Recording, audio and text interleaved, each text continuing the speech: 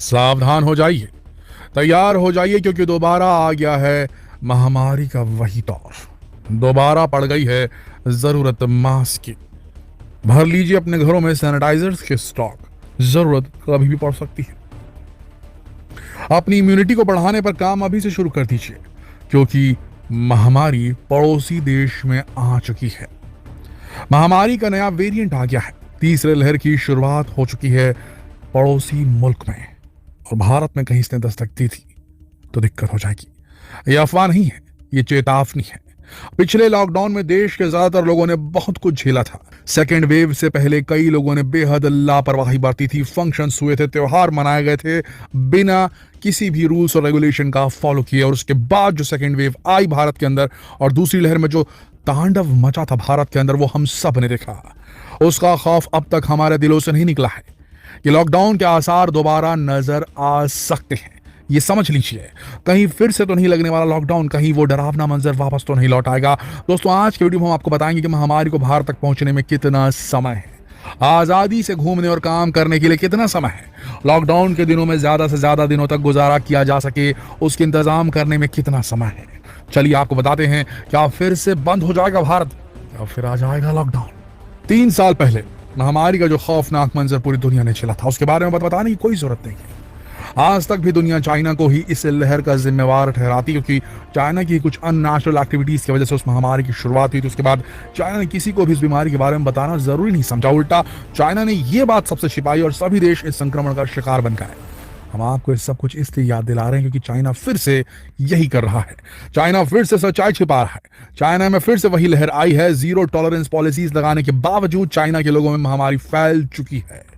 आपको बता दें कि चाइना में इस महामारी की आज तक की सबसे बड़ी लहर आई है। लोग मर रहे हैं। ये संक्रमण इतना बढ़ गया है कि चाइना को नए हेल्थ क्लिनिक्स और हॉस्पिटल्स बनवाने पड़ रहे हैं। लेकिन चाइना पूरी दुनिया से ये सब कुछ दोबारा से छिपा रहा है। पर अब हमारी आंखें खुली हुई हैं। ये सब जानते हुए भी अगर अब भी हमने एक्शंस नहीं लिए, अपने आप को संभाला नहीं, खुद को, परिवार को, जानने वालों को ये बताया नहीं कि मास्क पहनना जरूरी है, हाथ अभी भी सैनिटाइज करना है, फंक्शंस में एकदम से भीड़ भड़कते में जाना एकदम ठीक नहीं है। अगर हमने अभी अपने आप को नहीं चेताया तो फिर से वही हो जाएगा जो पिछली बार हुआ था। दोस्तों, अब चाइना ये बात छिपा रहा है क्योंकि उसकी इकोनॉमी प्रभावित हो रही है। दूसरे देशों में उसे बैन ना किया जाए, इस चक्कर में चाइना ना तो देश के हालात बयां कर रहा है कि हमारे यहाँ कितनी हद तक महामारी फैल चुकी है, ना ही कोई आंकड़े जारी कर रहा है। विश्व अब तक चीन की 3 साल पहले की गई इस गलती का खामियाजा भुगत रहा है। फिर भी चीन अपने फायदे के लिए, अपने इकोनॉमिक फायदे के लिए दोबारा विश्व को उसी मुसीबत में डालने से नहीं कतरा रहा। इस बार तो खतरा बहुत ही ज्यादा बढ़ गया, क्योंकि इस महामारी का नया वेरिएंट आ गया है जो पहले से भी ज्यादा तेजी से एक व्यक्ति से दूसरे व्यक्ति तक ट्रांसफर हो रहा है। इसमें फीवर हो ऐसा जरूरी नहीं है। नॉर्मल कोल्ड एंड कफ होने पर भी लोगों में ये वेरिएंट कंफर्म किया गया है। इस वेरिएंट के टॉप 20 सिम्टम्स की लिस्ट में भी फीवर शामिल नहीं है। दुनिया को इतनी बड़ी महामारी तोहफे में देने के बाद भी चीन अभी तक भी पुरानी गलतियों से कुछ नहीं सीखा है। ये वेरिएंट खतरनाक हो सकता है दोस्तों, कि न बच्चों को बख्शेगा न बूढ़ों को बख्शेगा।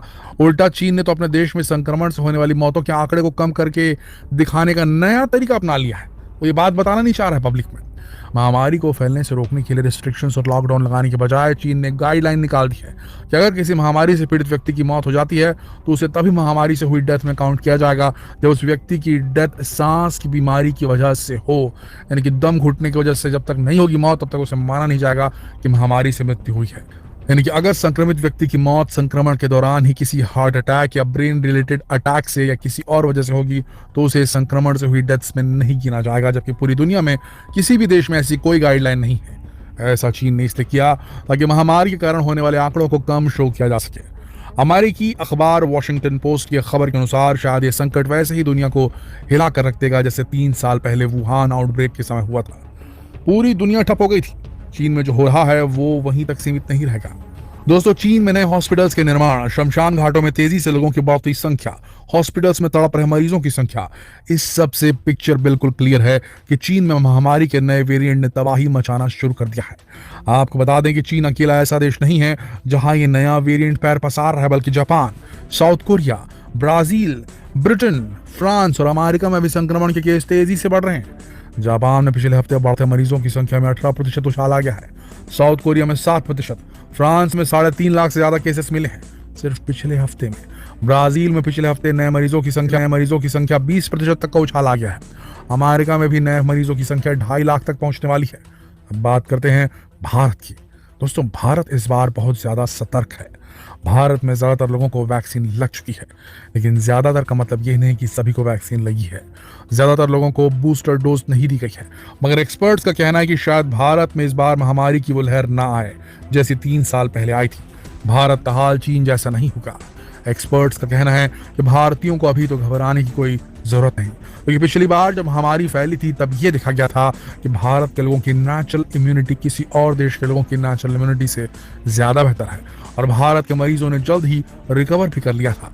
तो अगर भारत के लोग नियमित मास्क लगाएं, सोशल डिस्टेंसिंग को फॉलो करें, हाइजीन मेंटेन करें और सरकार समय समय पर जो भी इंस्ट्रक्शन दे उन्हें फॉलो करें, तो भारत में इसे फैलने से रोका जा सकता है। क्योंकि अभी भारत के पास समय है। भारत में अभी तक ये वेरिएंट डिटेक्ट नहीं हुआ है। ये बड़ी खुशखबरी है।